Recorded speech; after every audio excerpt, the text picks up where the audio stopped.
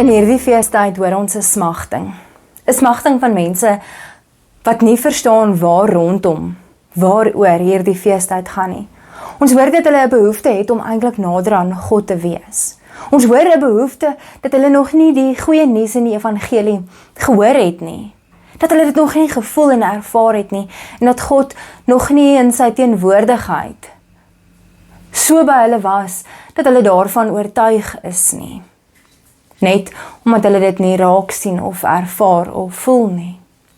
Geliefdes, in Jesaja 61 en in Lukas 4 vanaf vers 14 lees ons dat die Gees van die Here op ons is.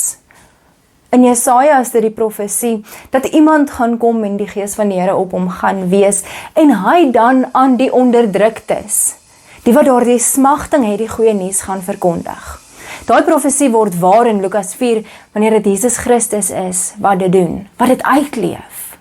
En so word dit dan ook ons roeping. Ons wat hierdie opdrag ontvang, omdat ons Christene is, omdat ons die gesalfdes met die Gees is, en omdat ons heiliges is. Wanneer die kerk die doop bedien, dan sê ons, dit is ook daardie simboliek om te wys, dat die Gees van die Here saam met hierdie kind teenwoordig is, saam met hierdie mens is. Die Gees wat op daardie persoon is. In Hebreëus is die stam vir die woord gesalfde dieselfde as die Griekse stam vir Christen. Jy, Christen, is gesalf met die Gees. En jy, Christen, het in hierdie feesseisoen en in hierdie tyd 'n roeping. Hoor jy dit ook dat die wêreld smag na God?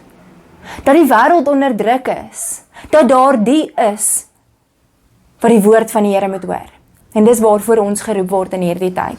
Mag jy wat 'n Christen is en jy wat 'n gesalfde is, wat reeds toegerus is met dit wat jy moet hê, uitgaan en gaan verkondig dat die Here goed is. Daardie goeie nuus van die Here verkondig en vir die mense sê dat die Here by hulle teenwoordig is. Mag jy jou roeping in hierdie tyd ernstig opneem.